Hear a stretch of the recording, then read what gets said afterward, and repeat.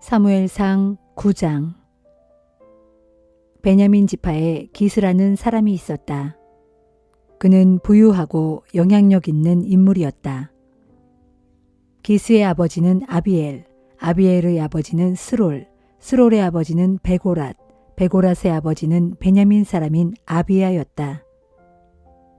기스에게는 사울이라는 잘생긴 아들이 있었다. 이스라엘 사람들 중 누구도 그와 견줄 만한 사람이 없을 정도였다. 사울은 키가 커서 보통 사람들은 그의 어깨 높이밖에 되지 않았다. 어느 날 사울의 아버지가 기르던 나귀 몇 마리가 보이지 않았다. 기스는 자기 아들 사울에게 말했다. 종을 한 명 데리고 가서 나귀들을 찾아보아라. 사울은 나귀를 찾아 에브라임 산간 지역과 살리사 지역을 두루 다녀보았다. 하지만 나귀들은 보이지 않았다. 사알림 지방을 갔지만 역시 나귀들을 찾을 수 없었다. 베냐민 지방을 두루 찾아보았지만 역시 찾을 수 없었다. 숲 지방으로 들어섰을 때 사울은 데리고 다니던 종에게 말했다. 이제 그만 돌아가자. 아버지께서 나귀들보다 우리를 더 걱정하시겠다. 그러자 종이 대답했다. 이 성읍에는 하나님의 사람이 한 분 살고 계십니다. 크게 존경을 받는 분으로 그분이 말씀하시는 것은 무엇이든 다 이루어진다고 합니다. 그분을 한번 찾아가 봅시다. 우리가 어떻게 해야 할지 그분이 말씀해 주실 것입니다. 사울이 종에게 말했다. 거기 간다면 빈손으로 갈 수야 없지 않느냐. 하지만 우리 자루에는 먹을 것이 다 떨어졌다. 하나님의 사람이라는 그분께 드릴 것이 아무것도 없구나. 드릴 것이 뭐 좀 없느냐? 종이 대답했다. 마침 제수 중에 은전 한 푼이 있습니다. 그것을 하나님의 사람에게 드리면 그분이 우리의 앞길을 가르쳐 줄 것입니다. 옛적에 이스라엘에서는 하나님께 묻고 싶은 일이 있을 때는 선견자에게 가보라고 하곤 했다. 오늘날의 예언자를 당시에는 선견자라고 불렀다. 사울이 종에게 말했다. 좋은 생각이다. 그분에게 가보자. 그들은 하나님의 사람이 살고 있다는 성읍을 향해 길을 떠났다. 사울과 종은 성읍으로 가는 언덕길을 올라가다가 물을 기르러 나온 처녀들 몇 명을 만났다. 사울이 처녀들에게 물었다. 선견자가 사시는 곳이 이곳입니까? 처녀들이 대답했다. 예, 그분은 당신보다 앞서가고 계십니다. 길을 서두르세요. 그분은 오늘 막 우리 마을에 도착하셨습니다. 사람들이 뒷산의 산당에 모여 제사를 드리는 날이기 때문입니다. 지금 곧장 마을로 들어가시면 그분을 뵐 수 있을 것입니다. 음식을 드시러 산당으로 올라가기 직전이라 빨리 서두르셔야 합니다. 그분이 오실 때까지는 아무도 음식을 드시지 않습니다. 초대받은 분들은 그분이 제물을 축복한 후에야 음식을 나누어 먹을 수 있습니다. 어서 올라가세요. 그분을 곧 만나실 수 있을 거예요. 사울과 종은 마을로 올라갔다. 그들이 마을에 들어서자 사무엘이 보였다. 그는 산당으로 올라가려고 두 사람을 향해 걸어오고 있었다. 사울이 오기 전날 주께서는 사무엘에게 나타나셔서 미리 알려주셨다. 내일 이맘때 내가 베냐민 출신의 사람을 네게 보낼 것이다. 너는 그 사람에게 기름을 부어 내 백성 이스라엘의 지도자로 삼아라. 그는 블레셋 사람들의 손에서 내 백성을 구해낼 사람이다. 내 백성의 울부짖는 소리를 내가 들었다. 사무엘이 사울을 처음 보게 된 순간 주께서 사무엘에게 말씀하셨다. 내가 말했던 그 사람이 바로 네 앞에 와 있다. 그가 바로 내 백성을 다스릴 사람이다. 사울은 성문 안에 있는 사무엘에게 다가와서 물었다. 선견자께서 사시는 집이 어디인지 말씀해 주실 수 있습니까? 사무엘이 대답했다. 내가 바로 그 선견자요. 앞장서서 산당으로 올라가시오. 오늘은 나와 함께 음식을 드시고 내일 아침에 돌아가도록 하시오. 가실 때 당신이 마음속으로 걱정하고 있는 문제도 해결해 드릴 것이오. 사흘 전에 잃어버린 나귀들은 걱정할 필요가 없소. 나귀들은 벌써 다 찾았소. 지금 온 이스라엘이 기대하고 있는 사람이 누구인지 아시오? 바로 당신과 당신의 집안이요. 사울이 대답했다. 하지만 저는 이스라엘에서도 가장 작은 베냐민 지파 사람이 아닙니까? 더구나 저의 집안은 베냐민 지파 중에서도 가장 보잘것없는 집안입니다. 사무엘은 사울과 그의 종을 데리고 모임 장소로 들어갔다. 30명가량이 모여 있었다. 사무엘은 사울과 그의 종을 가장 윗자리에 앉혔다. 사무엘이 요리하는 사람에게 말했다. 내가 따로 간수하라고 지시한 그 고기를 가져오도록 하게. 요리사가 양의 넓적다리 고기를 사울 앞에 내놓았다. 사무엘이 말했다. 자, 먹읍시다. 그것은 내가 당신을 위해 따로 준비해 두었던 것이오. 이런 일이 생길 줄 알고 미리 준비한 것이니 마음껏 드십시오. 그날 사울은 사무엘과 함께 식사를 했다. 그런 다음 산당에서 내려와 마을로 내려간 후 사무엘은 자기 집 지붕에서 사울과 이야기를 나누었다. 날이 밝자 사무엘은 지붕 위에 있는 사울을 불렀다. 자, 이제 떠날 준비를 하시오. 내가 배웅을 해드리겠소.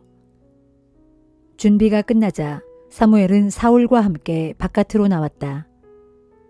마을 끝에 이르자 사무엘이 사울에게 말했다.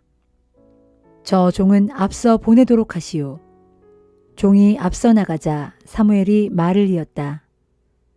당신은 잠시 여기 서서 하나님께서 당신에게 전하라고 하신 말씀을 듣도록 하시오.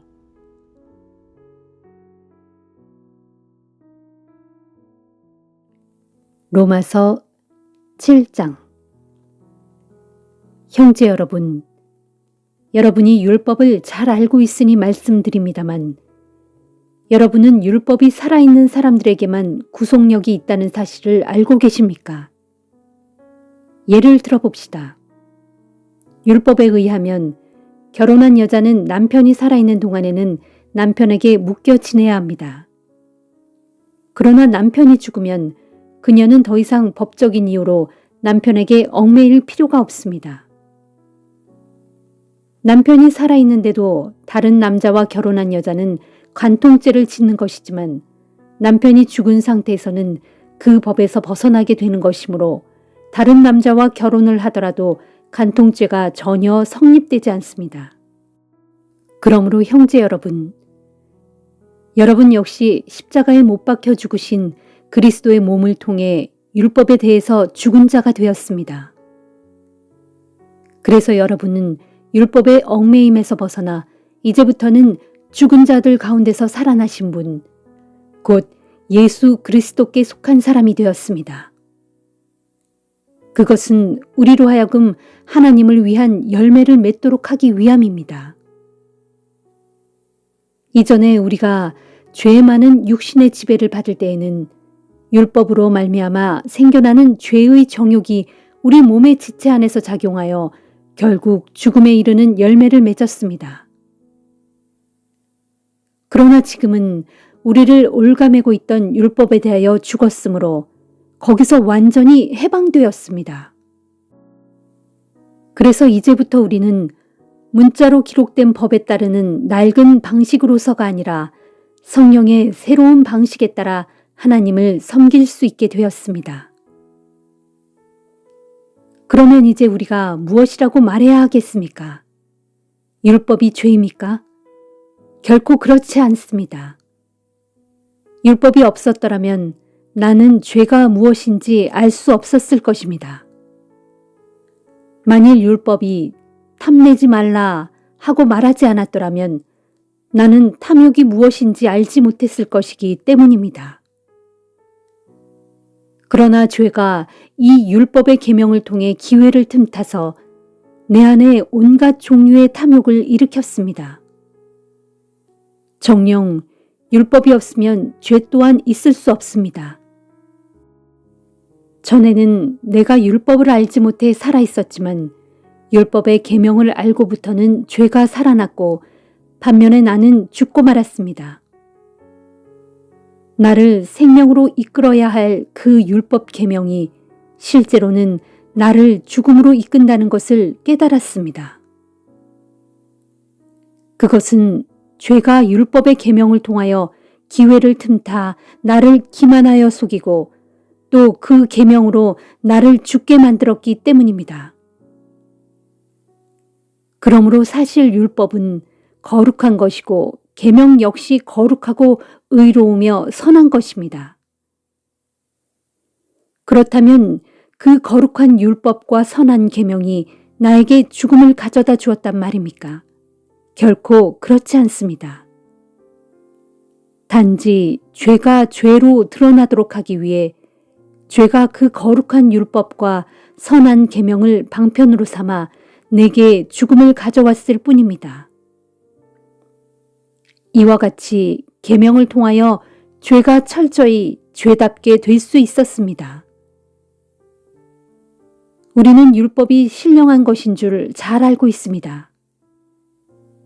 하지만 나는 육신의 매인 몸이 되어 죄에게 나를 종으로 팔아버렸습니다.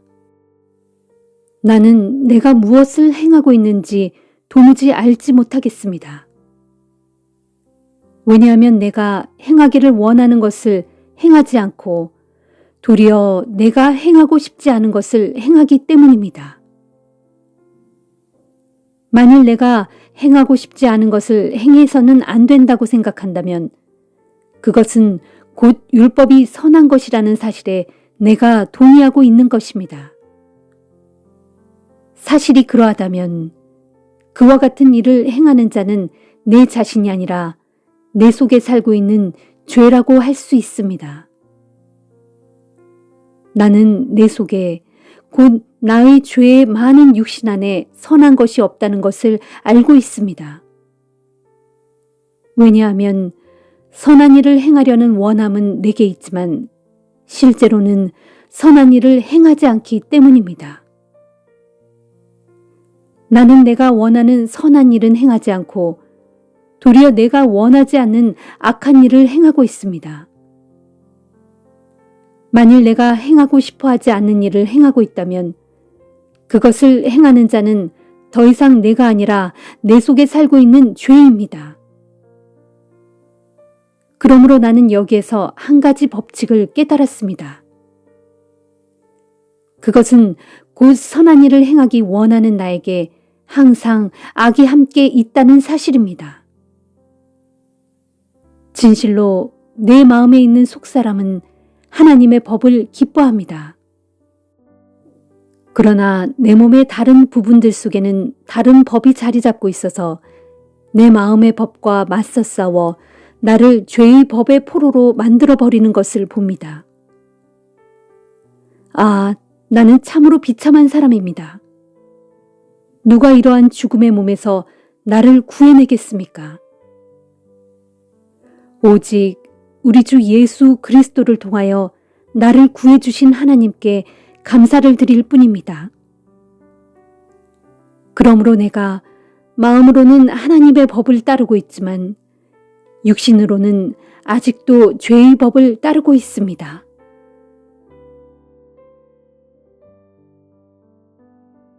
예레미야 46장.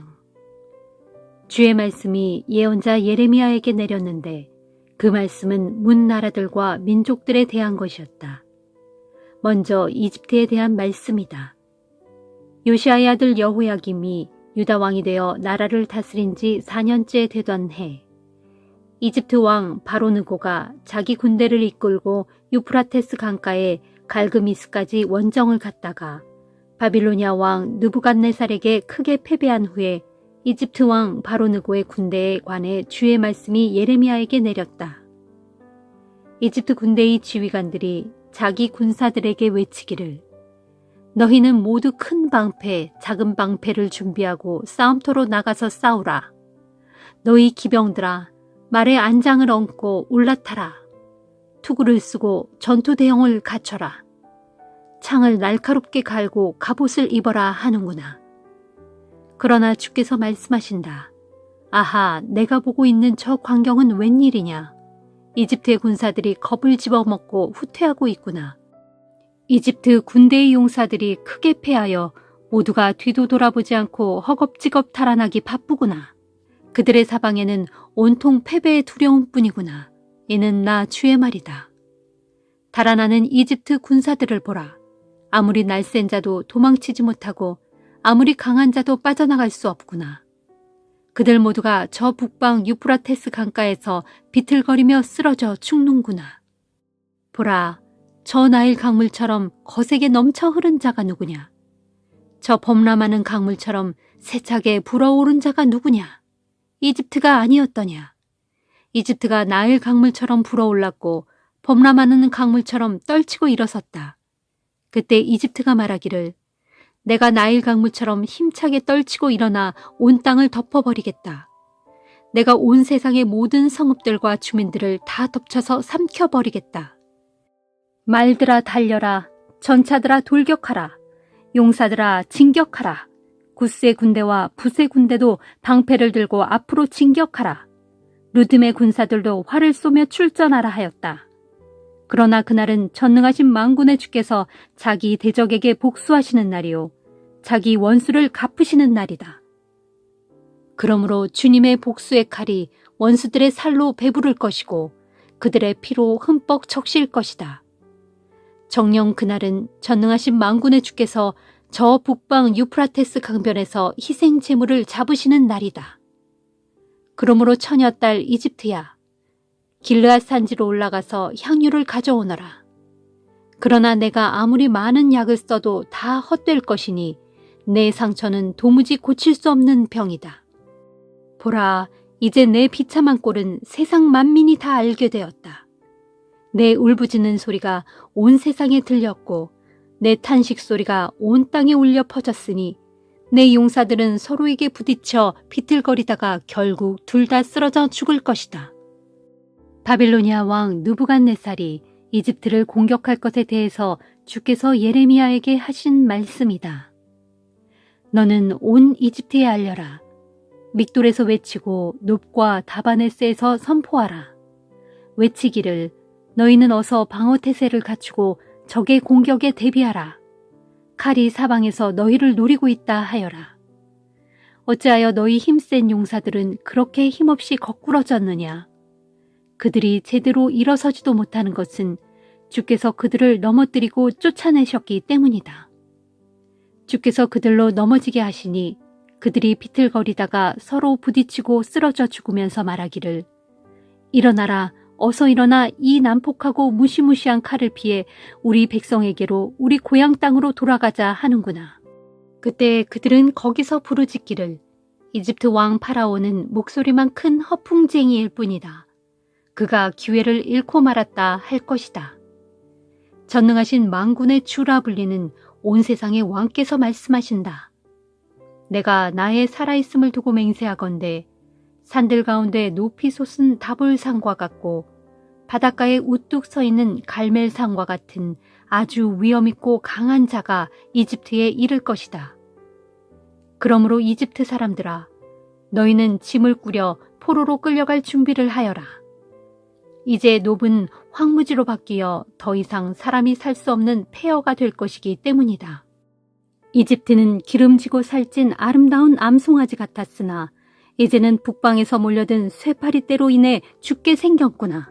또 이집트는 사방에서 용병들을 데려다가 외양간의 살찐 송아지들처럼 잘 먹여놓았지만 전쟁의 날에 그들은 돌아서서 달아나기 바쁠 것이니 그것은 이집트의 재난의 날이 이르렀고 징벌의 때가 닥쳤기 때문이다.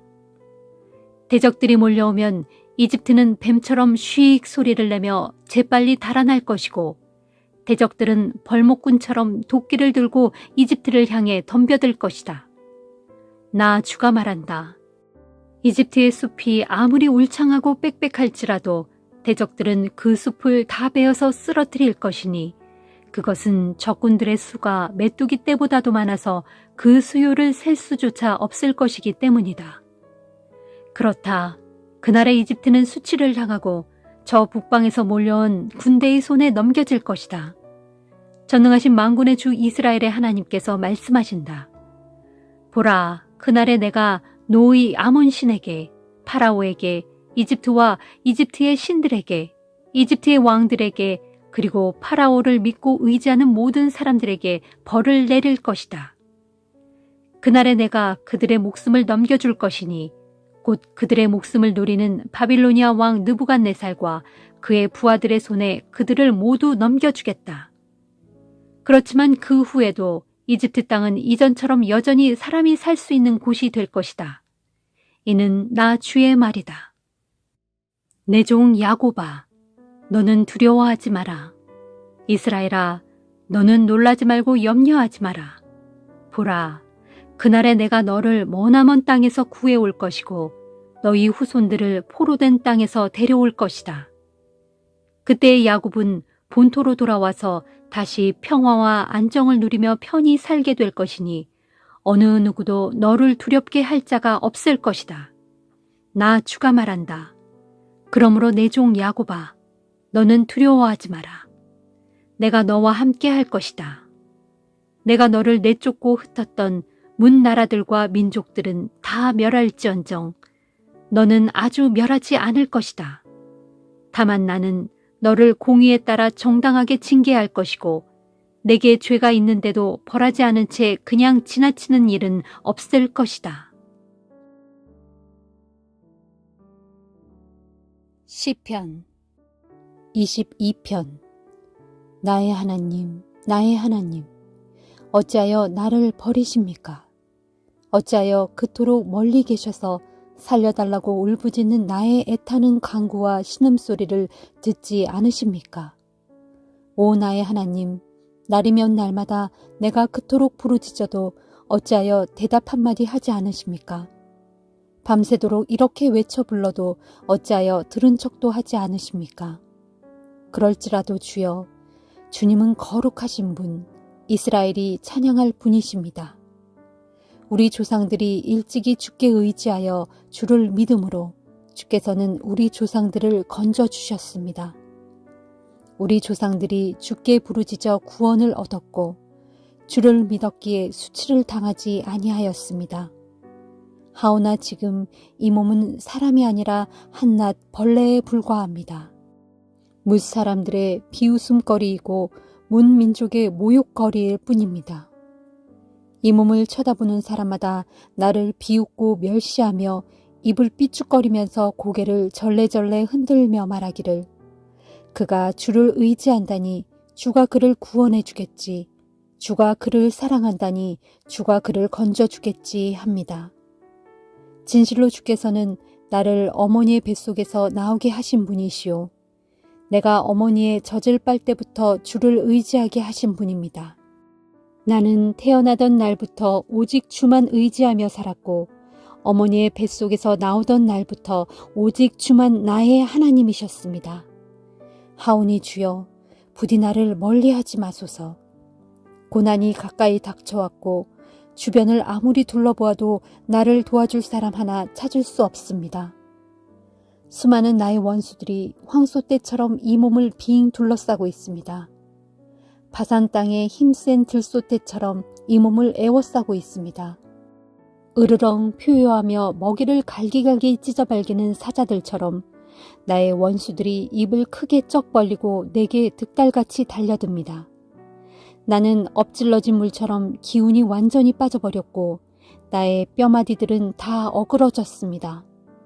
내 심장마저 촛농마냥 다 녹아내렸습니다. 내 온몸에서 힘이 다 빠져나가 마치 깨진 질그릇 조각처럼 되어버렸고 내 혀는 입천장에 바짝 달라붙었습니다. 주께서 이 몸을 죽음의 흙더미 속에 나동그라지게 하셨기 때문입니다. 개들이 나를 둘러싸고 사악한 무리들이 나를 에워싸 내 손과 발을 마구 찔러댑니다. 나의 모든 뼈마디들이 앙상하게 드러나 내가 손가락으로 다 셀 수 있을 지경이 되었으므로 나의 원수들이 나의 그런 몰골을 구경하면서 크게 즐거워합니다. 원수들이 내 옷을 벗겨 내 겉옷을 나누어 갖고 속옷까지 서로 가지려고 그것을 두고 제비를 뽑습니다. 오 주여, 그러하오니 제발 나를 멀리하지 마소서. 나의 힘이 되신 주여, 어서 나를 도와주소서. 저 원수들의 칼날에서 나의 목숨을 구해주소서. 하나뿐인 나의 이 목숨이 저 개들에게 물어뜯기지 않도록 그들의 이빨에서 나를 건져주소서. 저 사자의 아가리가 이 몸을 찢어발기지 않게 해 주소서. 저 들소의 불에 이 몸이 받치지 않도록 나를 지켜주소서. 주여, 참으로 주께서는 나의 기도를 들어주시는 분이십니다. 내가 주의 이름을 내 백성에게 널리 알리고 내가 회중 한가운데서 주를 찬양하겠습니다. 주를 경외하는 자들아, 소리 높여 우리 주를 찬양하여라. 야곱의 후손들아, 우리 주께 영광을 돌려라. 이스라엘 자손들아, 모두 다 우리 주를 경외하여라. 주께서는 고통받는 자들의 아픔을 가볍게 여기지 아니하시고 그들에게서 얼굴을 돌려 모른 채 하지 아니하시며 누구든지 주를 향해 부르짖는 자들에게 언제나 응답해 주신다. 정녕 이 몸은 많은 무리들이 모인 가운데서 우리 주께 찬양을 드리겠습니다. 주를 경외하는 모든 사람들 앞에서 내가 주께 서원한 희생 제물을 기꺼이 바치겠습니다. 이제는 가난한 자들도 배불리 먹을 수 있을 것이요, 주를 목마르게 찾는 자들은 주를 목청껏 찬양할 것이니 그들의 마음이 영원히 살 것입니다. 뭇 사람들이 주를 기억하고 땅끝에서부터 주께로 속속 돌아올 것이요, 문 민족들도 모두 주께로 돌아와 주 앞에 꿇어 엎드려 경배할 것입니다. 땅 위의 모든 나라들은 다 주의 것이니 오직 주께서 뭇 백성을 다스리십니다. 세상의 모든 세도가들과 부자들도 배불리 먹고 주께 엎드려 경배를 드릴 것이고 자기 생명을 스스로 살릴 수 없어 마침내 한낱 흙으로 돌아갈 인생들도 모두 주 앞에 머리를 조아릴 것입니다. 오고 오는 우리의 모든 후손들도 주를 섬길 것이고 또한 주께 대하여 전해 듣게 될 것이니 그들이 또한 장차 태어날 세대에게 주께서 손수 행하신 일들을 말하면서 주의 의를 널리 선포할 것입니다.